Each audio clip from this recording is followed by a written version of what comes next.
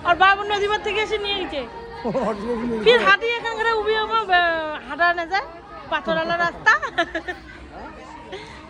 और बाप নিয়ে গেছে তিনজনকে হ্যাঁ আমাকে নিবে আসবে আজ না থাকে আর আমরা যাবে তাই যাবে হয়ে গেল যাক বাড়িতে যাক এখানে এখানে ওখানে দৌড়াদৌড়ি করবে ওখানে বাড়িতে